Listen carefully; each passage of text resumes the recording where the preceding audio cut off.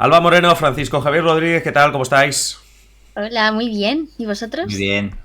Pues todos deberíamos estar súper contentos porque aprovecho el inicio del episodio para hablaros de datos de audiencia. Oye, de verdad, muchísimas gracias a todos los que nos escucháis y sobre todo los que nos escuchasteis en el último episodio porque nos habéis hecho subir mucho en los rankings. Estamos muy contentos, así que agradecidos, evidentemente a vosotros, Alba, Fran, Lidia, Emilio, por el trabajo, pero sobre todo a todos los que nos escucháis y en especial a todos los mecenas, a todos que a través de Patreon, ya sabéis, patreon.com/simplepolítica, nos apoyáis cada semana y pues con vuestras contribuciones hacéis que esto sea una realidad. Así que muchísimas gracias a todos y todo el mundo agradecido. Y después de todos los agradecimientos, este ha sido, bueno, este episodio va sobre lo que ha pasado a inicios de semana con Pedro Sánchez anunciando el que sería su gobierno, con los ministros ya pasando su primer consejo de ministros.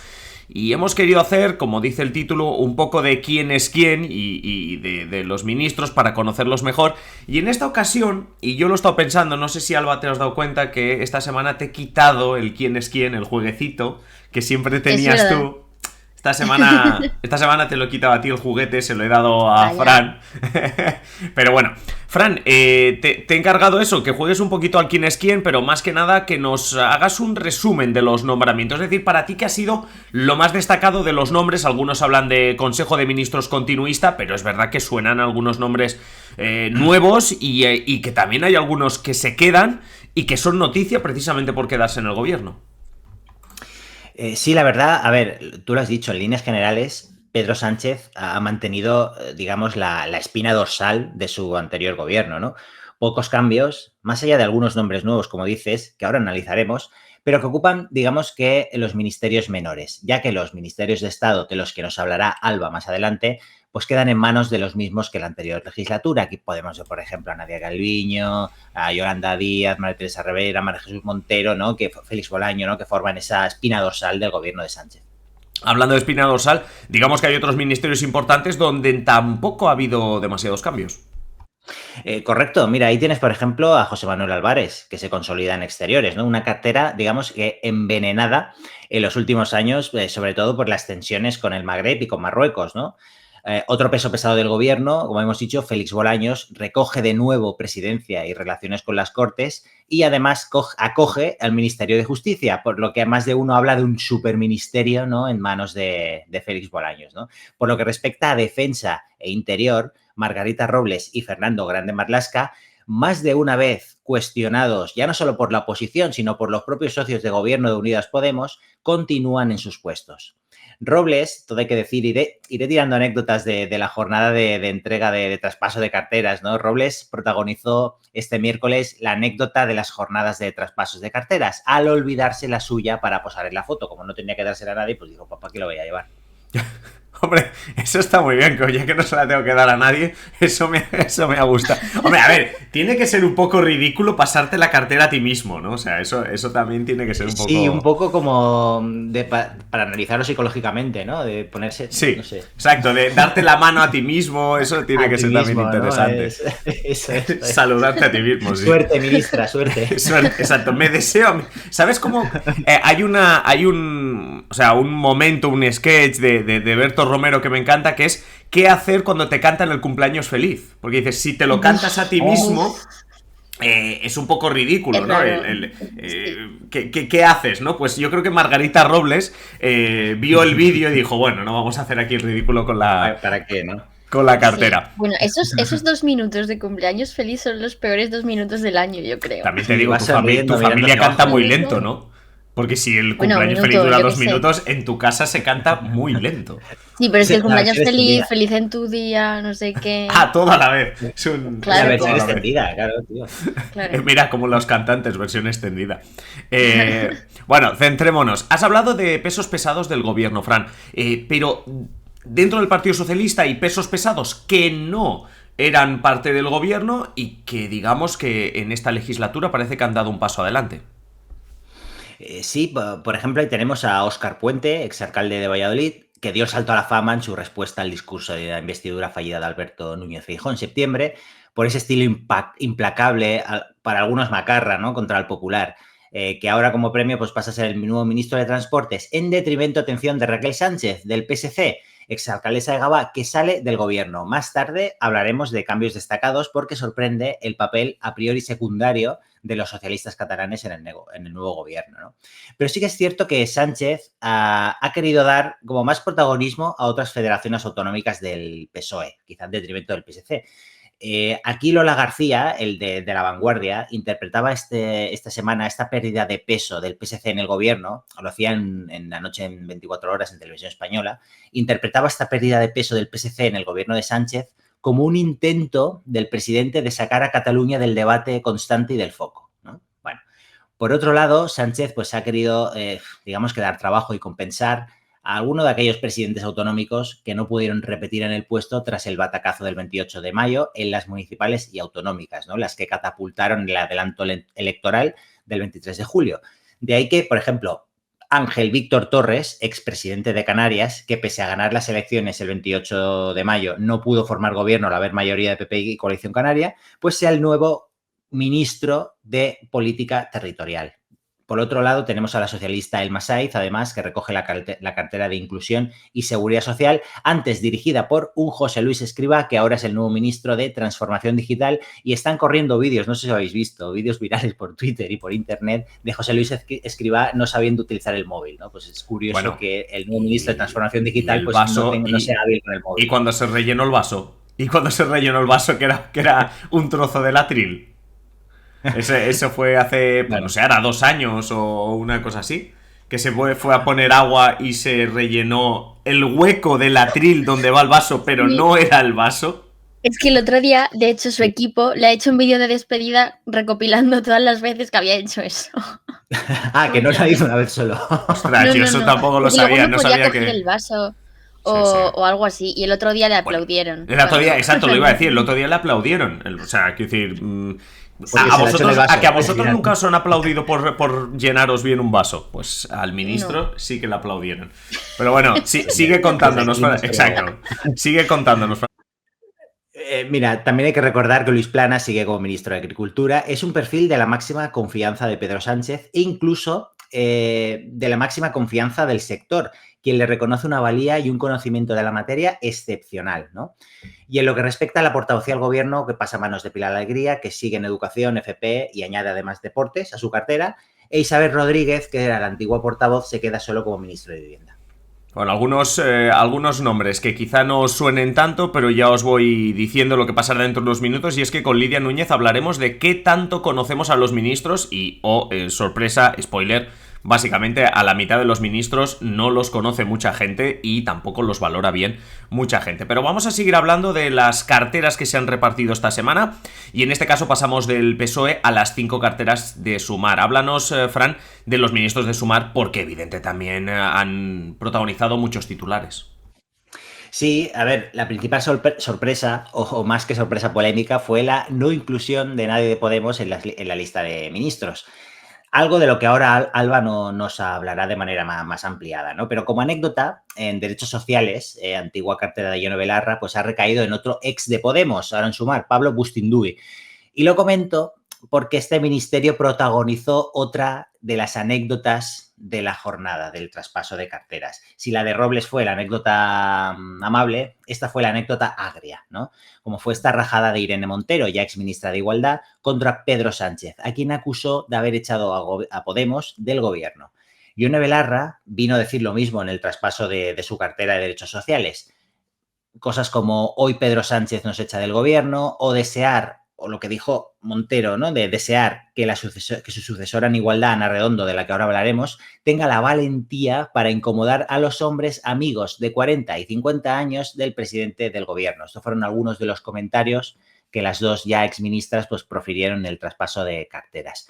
Una Belarra y Montero que, como explicó este fin de semana pasado Ignacio Escolar en su artículo semanal, director del diario.es, pues hacía tiempo que estaban ya totalmente desconectadas del Consejo de Ministros, en el sentido de que no mantenían casi relación con ningún otro ministro del gobierno. Cuando había descansos se iban a fumar las dos fuera, pero un poco bastante una relación bastante fría, pues que se ha manifestado en este traspaso de carteras un poco agrio. Luego seguimos hablando de otros nombres propios de las carteras que vienen por parte de Sumar, pero has sacado un nombre, el de Ana Redondo, nueva ministra de Igualdad. Te quiero preguntar por dos nombres propios, uno el de Ana Redondo y otro Jordi Hereu. O sea, pues vuelve. Mira, sí, ahora hablamos de Hereu, ¿no? Porque Ana Redondo os va a hablar de ella a continuación. Pero háblame, por favor, háblame de Jordi Hereu, que es que no estaba, yo creo, ni en la primera línea del PSC. Ni en la cuarta. Bueno, a ver, tampoco. Pero tiene un ministerio. Sí. Disculpad, es otra de las sorpresas que hemos avanzado antes que ha habido, ¿no? Que este nuevo papel del PSC en el gobierno, menor que la pasada legislatura, y con la representación, como dices, de Jordi Hereu, exalcalde de Barcelona, que hacía ya varios años que estaba, pues, podríamos decir, retirado de la primera línea de la política, ¿no? Estaba como director del Ispasat, creo, y tiene una consultoría en Barcelona, Identity, que se dedica a asesorar y tal. Y desde que dejó el cargo de alcalde de Barcelona, hace ya más de una década, pues no se ha vuelto a saber mucho de él, sobre todo en el ámbito de la política institucional, ¿no? La política partidista, ¿no? Ahora vuelve como ministro de Industria. Algo que, no obstante, pese a la extrañeza que nos pueda suponer el hecho de que Hereu vuelva como ministro, no nos debe de sorprender mucho, primero, porque Hereu tiene contactos con el sector industrial, tiene una buena agenda de contactos con el sector industrial, y siempre hay que tener en cuenta que los socialistas catalanes, el PSC, siempre ha querido tener mano en las relaciones con los industriales, dado el peso de la industria en Cataluña. De hecho, si recordáis, José Montilla, exministro y expresidente de la Generalitat, y Joan Clos, también exalcalde de Barcelona, fueron ambos ministros de Industria con Zapatero. ¿Vale? Por lo tanto, es una cartera muy importante para el PSC, ¿no? Sí que es cierto que luego, que dentro de que el PSC controle esta cartera, el nombre de Hereu, pues como tú dices, no sonaba para nada en las quinielas, pero para nada. O sea, nadie podía imaginar que Jordi Hereu acabara de ministro, ¿no? Sí que es cierto que sonó durante algunas horas el nombre de Núria Parlon, que es alcaldesa por mayoría absolutísima, incontestable en Santa Coloma de Gramenet, donde, recordemos, Gabriel Rufián pues, se la pegó como candidato de Esquerra en mayo y no consiguió recortarle mucha distancia a la socialista, ¿no? Por último, como anécdota, Hereu, hay que decir, que tuvo una salida algo accidentada de la política, al fracasar hace ya más de 10 años un intento de consulta vecinal para decidir la reforma de la avenida Diagonal de Barcelona, y que finalmente tanto la votación como el proyecto fue un absoluto fiasco. Sí, Jordi Hereu, último alcalde antes de la llegada de socialista, me refiero, antes de la llegada de Xavier Trias a Barcelona, y que sí que lo hemos visto algo más activo en las municipales, apoyando a Jaume Collboni, participando en alguno de sus mítines, pero que evidentemente no podemos hablar de primera línea de la política, y ha sido una total sorpresa. Más allá de las sorpresas, ahora queremos comprender exactamente por qué este tipo de elecciones y cómo es que Pedro Sánchez, Yolanda Díaz también se han, digamos, rodeado un poco de aquellas personas de más confianza. Pero antes de hablar sobre esto, Alba, cuéntanos un poquito, porque Fran nos ha hablado de los nombres propios que nosotros conocimos el lunes, pero seguro que hay una parte más técnica y formal sobre cómo se eligen a los ministros, es decir, quién tiene la potestad de elegirlos, cómo se eligen. Sí, pues mira, la ley, que bueno, te la digo, la ley 50/1997, que es la que regula la organización del gobierno, para que veas que he hecho bien los deberes, profe, en su artículo 12 dice que tanto los vicepresidentes como los ministros, quien los propone es el presidente del gobierno, pero como hemos visto en este y en otros gobiernos de coalición, aunque en teoría, como decía, el gobierno lo conforma el presidente, Yolanda Díaz ha podido dar los nombres de los ministerios de Sumar, que es algo que también, como comentaba Fran antes, ha desatado la polémica pues con Podemos por no haber cedido ningún ministerio a la formación morada. Nos decía antes Fran, también al principio nos hablaba de los ministerios importantes, que también son conocidos como ministerios de Estado, lo hemos dejado ahí en el aire, pero ¿qué son exactamente esos ministerios de Estado? Sí. Pues mira, son los que no hay una definición formal, pero son como los que tienen más peso dentro del gobierno. Por ejemplo, el Ministerio de Interior, el de Exteriores, el de Justicia, el de Defensa, el de Economía, el de Hacienda. Y en este caso hemos visto que se los ha quedado todos el PSOE y que Sumar se ha quedado con esos ministerios como más sociales, ¿no? Que tienen políticas más sociales y menos económicas. Sanidad, derechos sociales, cultura. Sí, al final son esos ministerios más importantes y civilinamente el PSOE se ha acabado quedando con todos. Con todo, porque jolín, sanidad, por ejemplo, es que las competencias las tiene la comunidad autónoma. Claro, cualquiera que nos oiga dirá, hombre, ¿cómo podemos despreciar la sanidad? No, es que si las competencias las tienen las comunidades autónomas, en realidad el papel es mucho menor. Educación pasa exactamente lo mismo. A no ser que te venga una pandemia y dices, Sí, ¿no? A no ser que tenga una pandemia, a no ser que te venga una pandemia y que sea como en el caso de Salvadorilla, ¿no? La entrevista que le hicieron de cómo acepta un cargo de ministro y de sanidad y resulta que de repente le viene los mayores deberes que ha tenido sin duda un ministro de sanidad, correcto. Esto sí. Bueno, sí, total. Sea como sea, otra cuestión súper importante, más allá de cómo se eligen estos ministros, al final se ha conformado un gobierno que se llama, que lo decíamos al inicio, hemos escuchado a Pedro Sánchez también hablar de ese perfil político, un gobierno en el que en principio Pedro Sánchez se tiene que sentir más cómodo, ya no está Podemos, pero no solo eso, Yolanda Díaz en principio también se va a sentir más cómoda dentro de lo que es el ámbito Sumar. Supongo que esto también se ha visto, ¿no? Y se ha comentado en los diferentes medios.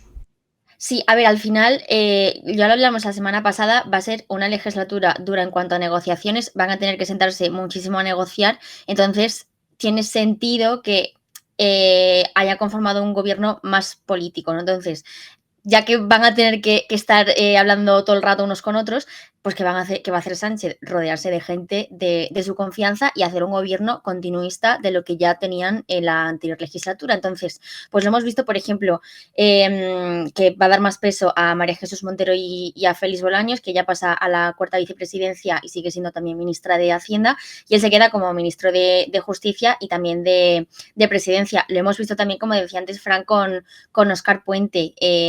Al final lo hemos visto sobre todo en el debate de investidura, que fue una persona que yo creo que nadie se lo esperaba que estuviera ahí y de repente como que sorprendió muchísimo. Y por cierto, es Swiftie, es un detalle muy importante, o sea, las chicas ganamos en esta legislatura. +1, da igual lo que haga Óscar Puente como ministro, ¿no? Ya tiene un +1.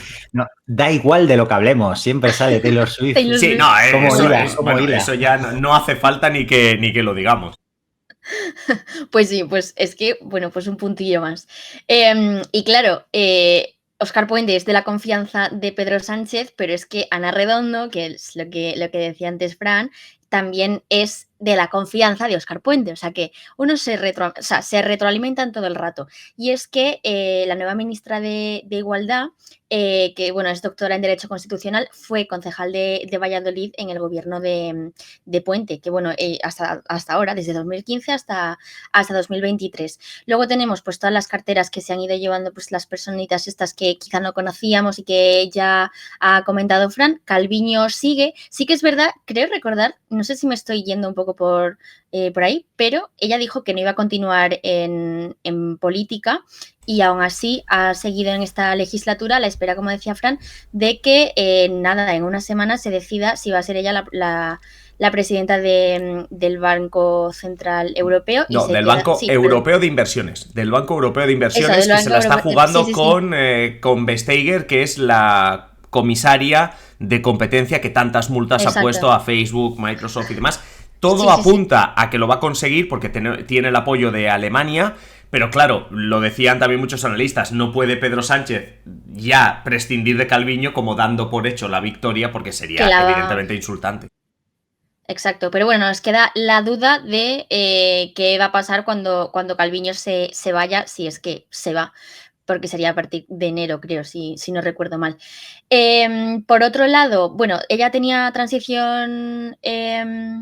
transformación digital, perdón, que ahora pasa a manos de Escrivá, como decía Fran, nuestro famoso bebedor de agua.